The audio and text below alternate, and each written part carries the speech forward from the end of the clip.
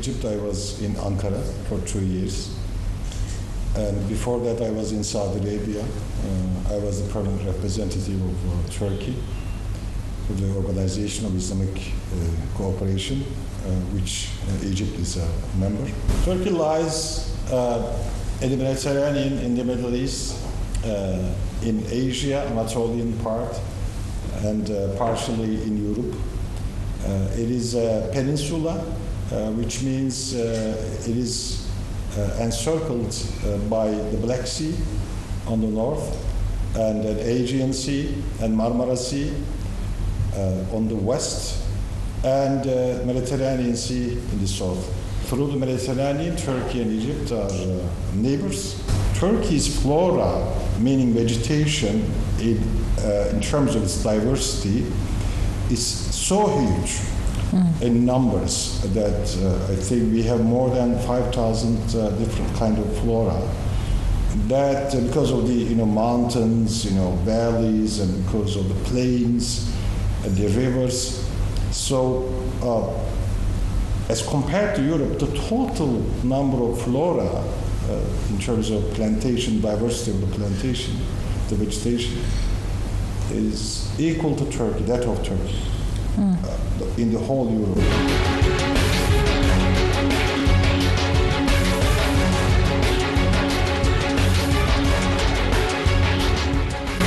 مشاهدينا في كل مكان، اهلا بيكم.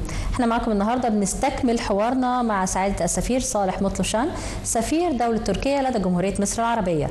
Your Excellency, thank you so much for having us for the second time. You are most welcome. Pleasure.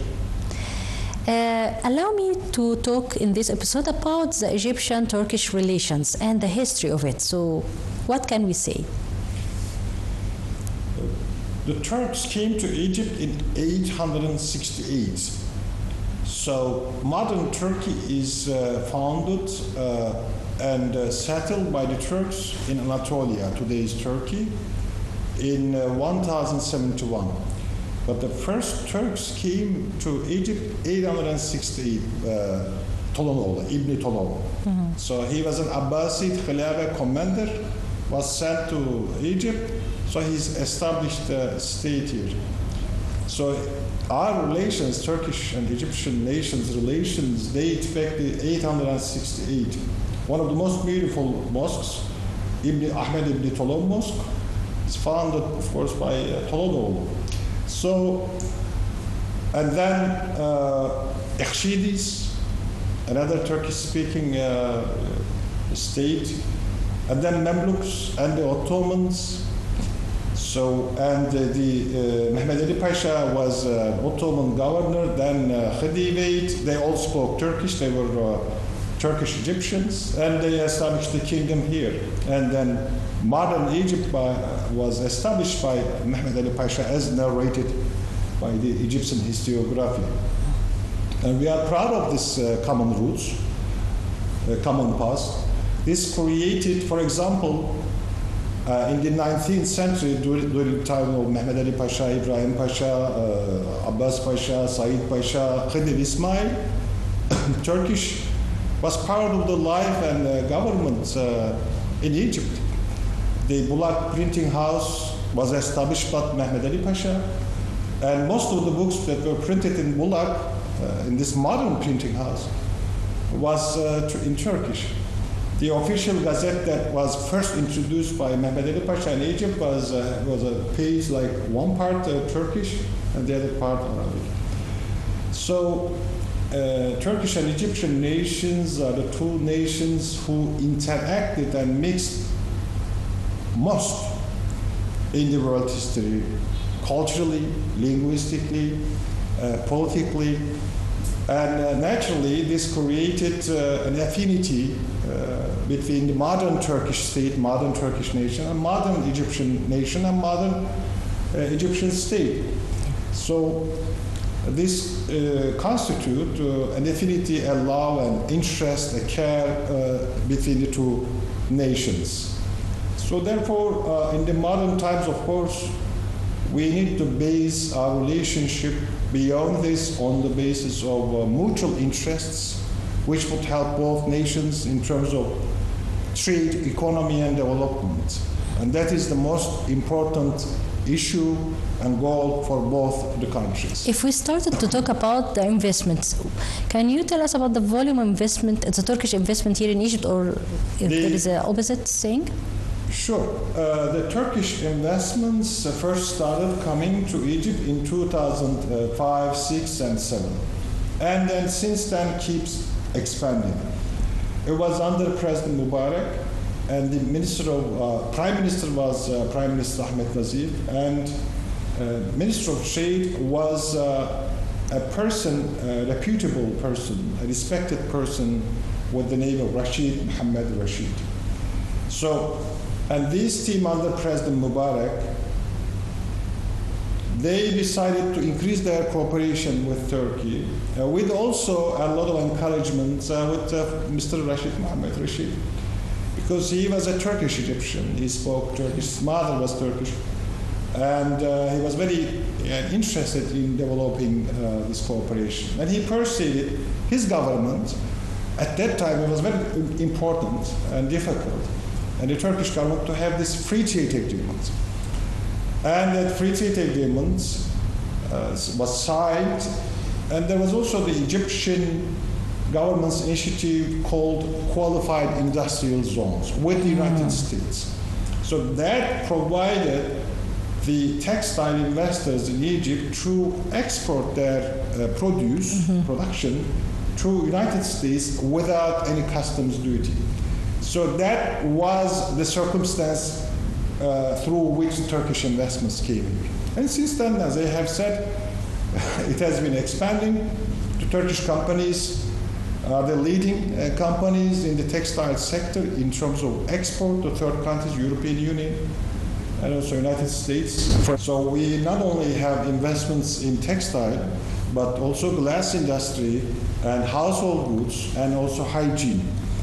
And many new investments are also pouring into Egypt, basically textile, but again in other sectors of the economy. And then I think that with the new government in Egypt, with the new economically focused government, development focused government, there will be many new facilities and incentives for the Turkish investors, new Turkish investors, to arrive in Egypt in the coming period.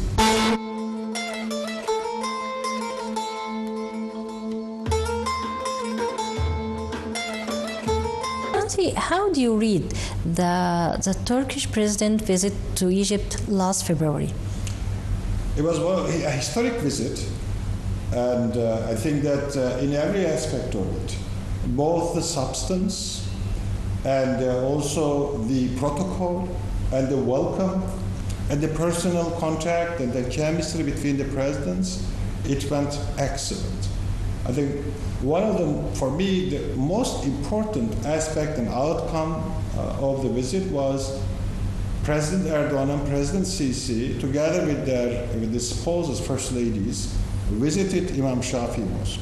I think that was a very heartwarming, very spiritual visit together. I was not also included. It was a very restricted group, just the families. And it was such really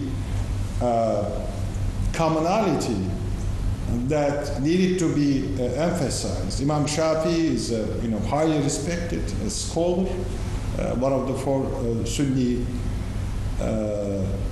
school of thought. We also respect. I came here in Cairo 2 years ago. I visited Imam Shafi. So therefore that visit is extremely, I think, spiritually heartwarming and welcoming. And the second aspect was the first ladies, their contact. They had a separate program. It was a very warm contact between the first ladies. As regards the substance, President Sisi, President Erdogan both agreed immediately that we should have this high-level strategic cooperation council. It is now signed between the presidents. It now constitutes this council, the overall and supreme framework of cooperation between the two countries. You will see in the coming months that from sports to industry, From culture to tourism, we will be, as Turkey and Egypt, signing several agreements and executing under these agreements several projects to execute to the benefit of both nations. So these are all the outcomes of very successful visit indeed. Those agreements also have things to do about the cooperation in the field of education, for example, or the health sector? Yes, we have currently on the table draft agreements regarding the cooperation in health. We have an excellent cooperation and contract with the Minister of Health and Population of Egypt. His Excellency Abdul Ghaffar, Khalid Abdul Ghaffar, is an excellent minister. Now he's become Deputy Prime Minister also. And his approach to cooperation with us, with all the countries, and his professionalism and dedication to improving and developing the Egyptian health sector is highly commended, and I highly appreciate that. And one of the first agreements that we hope we will be signing during the visit of President Sisi to Turkey will be in the field of health. We also have a draft agreement to promote cooperation between Turkey and Egypt in the field of higher education and scholarships. In the coming period, we want to increase the exchanges and educational scholarships between Turkey and Egypt, and because Egyptian young youth people and very educated, very talented, and constitute a good pool where we can actually provide many educational opportunities by scholarships in Turkey and vice versa. So, in fact, I received a call from the president of Higher Education Council of Turkey, who showed a lot of interest in visiting Egypt and concluding this agreement to strengthen the ties in higher education between Turkey and Egypt. Your Excellency, we also hear the cooperation between Turkey and Al-Azhar. So can you give us a headline about this kind of cooperations? Al-Azhar Institute is one of the leading, of course, centers of religious education and thought. In Turkey also historically there is lots of respect towards the Al-Azhar institution. And recently I visited Grand Imam of Al-Azhar, His Eminence Ahmed Tayyib, and I spoke with him about how we envision the future cooperation between Turkish religious institutions and Turkish education institutions and Al-Azhar. We would like to have, in fact, we are working on it currently, a dormitory for Turkish students studying Al-Azhar in Cairo. Now we are currently working on it. We would like to see that our religious institution, which we call Turkish Diyanet institution, the president would like to come and visit Egypt and to have talks with his counterparts, with Afkaf, with Al-Azhar. So we would like to see, of course, more students from Turkey studying Al-Azhar on governmental scholarship. Turkish Diyanet Foundation, Turkish religious authority would like to provide scholarships to Turkish students to study in Al-Azhar. So we have a wide horizon and potential in our cooperation with Al-Azhar, and my meeting with Grand Imam, in fact, initiated that cooperation. It was a very fruitful, very warm meeting between me and His Eminence Grand Imam.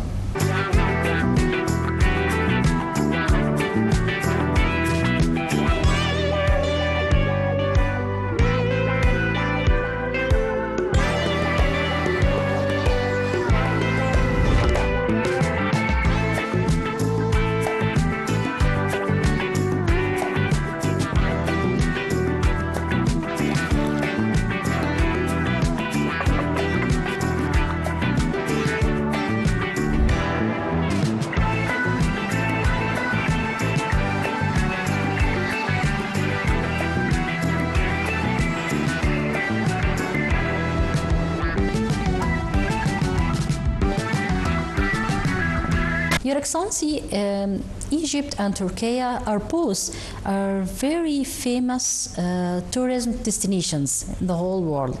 So, is there any kind of cooperation in this field between the two countries? There is lots of cooperation. I was attending Africa Tourism Forum in Sharm el-Sheikh recently, a few months ago. And it was an Africa Tourism Forum. It was organized in a Turkish brand hotel. When I went there, I found that half of the attendees were Turkish tourism operators. So the private sectors are deeply cooperating with each other. And the owner of that brand, Turkish hotel brand, which is present in Egypt, spoke like 30 minutes about how to promote and develop tourism further in Egypt. And he was completely committed to promoting Egyptian tourism. And other attendees also, they talked about is how Egypt is of course, the most important tourism destination of Africa. And then they talked about the great potential and promise to reach 30 million tourists by 2030 of Egyptian tourism. And I think that the government has taken a lot of steps in this direction. Also in Hurghada, in Sharm el-Sheikh, besides Sharm el-Sheikh and Al Alamein, there are Turkish tour operators bringing tourists to Egypt from Russia, from Kazakhstan, and many other places. So there is already great cooperation. Within the institutions, Ministry of Tourism of Turkey, Ministry of Tourism of Egypt, we would like to have closer cooperation in the near future. And within this High Strategic Council, we would like to achieve that also. And in the coming months, I'm thinking that it's highly likely that our Minister of Tourism may visit Egypt to talk about with their Egyptian counterparts how to promote between the institutions tourism cooperation. Turkey, as you know, is one of the leading nations in terms of tourism. Egypt has this great potential and can reach easily the level that Turkey has achieved in terms of number of tourists. And because of this North Coast, Sinai, South Sinai, Sharm el-Sheikh, Hurghada. But only in the beach area, the coast, the North Coast and the beach area, but not in Upper Egypt. Did you have any plans to go further to see the ancient Egyptians in Al-Aqsa and Aswan, for example? Personally, you are absolutely right.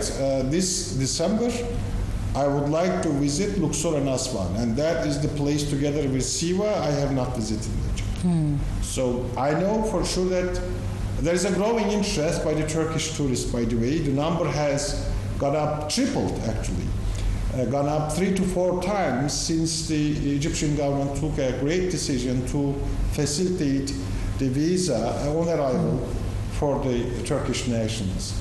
So I know, I'm following very close, that Turkish tourists are showing a lot of interest. They have a great interest in ancient Egyptian civilization, and they are visiting Luxor and Aswan. I want to also personally go. I also want to personally visit Siwa. So I'm very curious. You haven't yet? I have not yet. It's a long way to go there by plane or by road, so I have not decided, but this December, inshallah, I'm planning to go, and I'm very curious. I'm looking forward to it. Did you see the great museum, the new great museum? The Grand Museum, I have organized actually visits of the official delegations coming from Turkey to this museum, great museum, of course. I think that this represents the ancient Egyptian civilization in a modern setting, and I think that the whole world will be pouring there. I have not visited the Grand Egyptian Museum, but I have visited several times. I have been to the National Museum of Egyptian Civilization, whose director is a close friend of mine. I always take each and every Turkish delegation, private or official, to this museum. National Museum of Egyptian Civilization. It's a great museum. And also there we have the Islamic Museum. Yes, Islamic Museum. I have visited that museum also. It's, of course, it represents our common heritage, and it's very interesting and very rich. But as I said, I have been to the Egyptian Museum in Tahrir Square once when I came here 2019. And it was, of course, very interesting for me to see the first time the mummies of the ancient Egyptian kings and the queens. So, yes, you are absolutely right. The cultural tourism to Egypt is another potential. So there is the combination, great combination of the sun tourism, sand tourism, but at the same time cultural tourism. And I would like the Turkish people, especially the older people, but also young, to visit Cairo, Luxor, and Aswan, and Siwa, especially Cairo, because Cairo for us, Cairo is our common, in terms of cultural heritage, common heritage. So we find in cemeteries, mosques, everywhere, the traces and the monuments of our common cultural heritage. So as the Turks and the Egyptians, I'm extremely excited. Whenever I go to Old Cairo, I'm extremely excited. Get very emotional to visit cemeteries, the important historical personalities of our common past. I pay visit to them, to the cemeteries. And also the Ottoman mosques, Mabnuk mosques, the Salahuddin Castle, Ayyubi Castle. So in terms of cultural tourism, Egypt is like a treasure. That's great. Can I ask you now about the Egyptian cuisine? Have you tried the Egyptian cuisine, and what's your favorite dish? I have tried, of course, Egyptian cuisine because I have great friends from Egyptian society, and they always invited me kindly, and then they prepare a lot of Egyptian food. I think I have to be honest, my favorite is fool. Fool. Yes, and I love to eat fresh Aish al-Baladi with fool. But sometimes, if you ask my friends, they will tell me, I'm very honest, open about it. If I find good Aish, I eat Aish only. Really? You like the Egyptian bread? Yes, nothing but Aish. So these are also Tamia, I love Tamia. There are also many food that I tasted in traditional restaurants. They were great, but my favorite is fool. I think that fool has been in Egypt the last 7,000 years, since the ancient Egyptian times. Yes. And I think that it unites both the rich and the poor, the young and the old, the educated, uneducated, every person in Egypt, the fool. They all love. I love food also. But if I find a good Aish, good, well-made Aish, it's just a bread. I love it. Your Excellency, thank you so much one more time for having us and all the information that you have been sharing with us. Thank you so much for it. Thank you for having me. Pleasure. مشاهدينا في كل مكان، وبكده انتهى لقائنا مع سعادة السفير صالح مطلوشن سفير دولة تركيا لدى جمهورية مصر العربية.